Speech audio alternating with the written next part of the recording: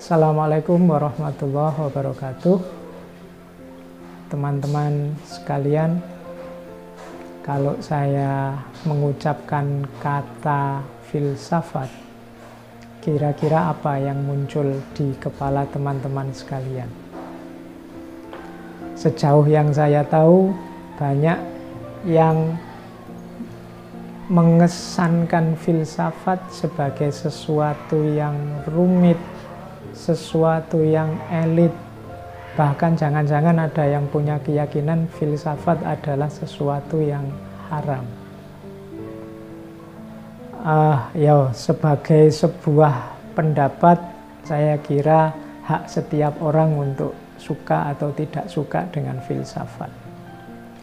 Tapi kalau kata filsafat ini saya ganti dengan istilah berpikir yang benar, mungkin pendapat teman-teman tentang filsafat akan berubah. Hakikatnya memang filsafat adalah satu disiplin kajian yang mengajarkan kepada kita cara berpikir yang benar. Di beberapa kesempatan sering saya sampaikan, orang boleh saja tidak suka dengan filsafat, tapi tidak mungkin orang tidak mau berpikir yang benar. Padahal hakikatnya filsafat itu ya berpikir yang benar itu. Jadi ada adagium dalam bahasa Arab yang teman-teman mungkin sering mendengarkan, al-insanu hayawanun natik. Manusia adalah binatang yang berpikir. Jadi berpikir adalah penciri utamanya manusia.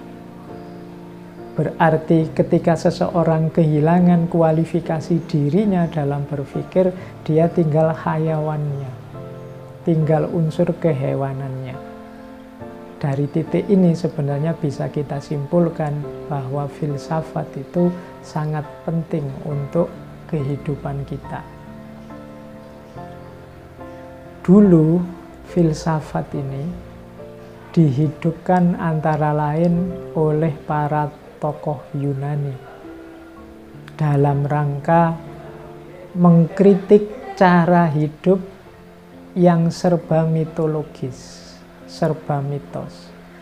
Jadi di awal kelahirannya di Yunani, filsafat ini mengkritisi cara hidup yang serba mitos. Teman-teman mungkin pernah membaca bagaimana orang Yunani zaman dulu sangat terikat dengan mitos-mitosnya, dewa-dewanya, ada Zeus, ada Thor, dan lain-lain. Nah, filsafat hadir karena tidak puas dengan jawaban-jawaban mitos. Kalau kita analogikan dengan zaman kita sekarang, jawaban-jawaban mitos itu berarti jawaban-jawaban yang tidak masuk akal. Jawaban-jawaban yang diikuti begitu saja tanpa dipertanyakan. Dari sini sebenarnya bisa kita simpulkan bahwa filsafat itu mengajarkan kita untuk memikirkan hidup, tidak hidup begitu saja dan asal-asalan, tapi mengerti secara masuk akal apa dan bagaimana cara kita hidup. Dulu orang di zaman Yunani itu merasa gelisah dengan kehadiran hidup yang serius dan kritis ini, sehingga bahkan tokoh utamanya zaman itu yang namanya Sokrates banyak dibenci orang, bahkan sampai dieksekusi. Tapi pada akhirnya orang semakin sadar bahwa memang jawaban-jawaban yang coraknya mitos itu tidak memadai untuk kehidupan kita. Jadi argumen kedua mengapa kita harus belajar filsafat berarti apa?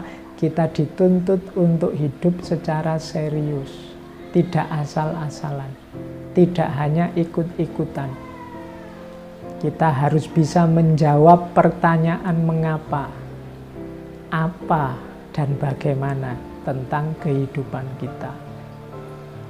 Bahkan Al-Quran sendiri menyebut firman Allah yang menyatakan bahwa Allah menciptakan kita itu tidak secara iseng, Jadi Allah menciptakan kita itu dengan serius. Nanti bagi teman-teman yang membaca Al-Quran akan ketemu ayat yang bunyinya afahasibtum annama khalaqnakum abatha wa annakum ilaina la turja'un. Apa engkau anggap kami ini menciptakan engkau untuk main-main saja dan engkau tidak dikembalikan pada kami? Berarti Allah menciptakan kita itu untuk serius. Ada amanah dan tujuan yang harus kita jalankan. Berarti hidup memang tidak boleh asal-asalan. Kita harus serius. Untuk menseriusi hidup inilah filsafat hadir. Makanya katanya Socrates, an unexamined life is not worth living. Hidup yang tidak diuji, hidup yang tidak dikaji secara serius adalah hidup yang tidak berharga. Nah, maka teman-teman semua, khususnya yang muda-muda, menjadi tanggung jawab kita, menjadi kewajiban kita untuk sejak sekarang berefleksi tentang hidup kita, untuk sejak sekarang merenungi, untuk sejak sekarang berkontemplasi, untuk sejak sekarang berpikir tentang serius, secara serius tentang kehidupan kita. Karena itulah sebenarnya amanat yang diberikan oleh Allah kepada kita dengan memposisikan kita sebagai khalifahnya. Tidak menunggu besok.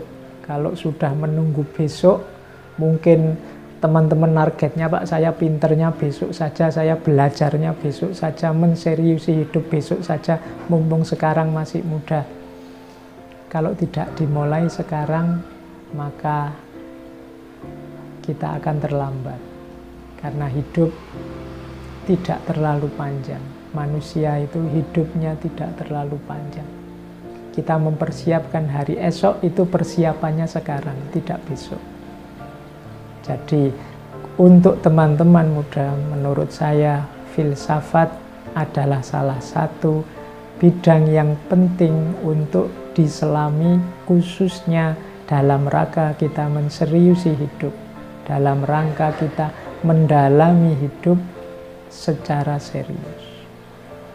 Jadi teman-teman muda, sudah saatnya untuk mulai belajar filsafat. Dulu dalam sejarahnya, kalau teman-teman mau jeli, coba dilihat peradaban-peradaban besar dunia, yang itu merupakan puncak-puncaknya peradaban sepanjang sejarah, selalu saja penguasanya adalah yang menguasai ranah filsafat dan ilmu pengetahuan. Yunani dulu puncak peradaban, dan disitulah hidup dengan subur filsafat dan ilmu pengetahuan. Romawi yang nanti melahirkan peradaban besar Eropa juga begitu. Islam dulu jadi penguasa, jadi puncaknya peradaban dunia ketika filsafat dan ilmu pengetahuan hidup. Dan sampai hari ini, di mana peradaban jaya, disitulah filsafat dan ilmu pengetahuan hidup. Ternyata bukan politik dan juga bukan ekonomi, tapi filsafat dan ilmu pengetahuan.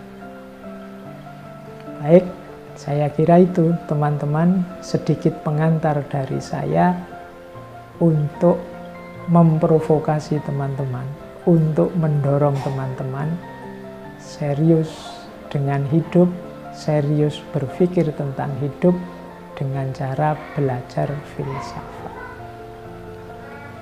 Saya akhiri sekian, sedikit uraian pemancing dari saya. Kurang lebihnya mohon maaf. Wassalamualaikum warahmatullahi wabarakatuh.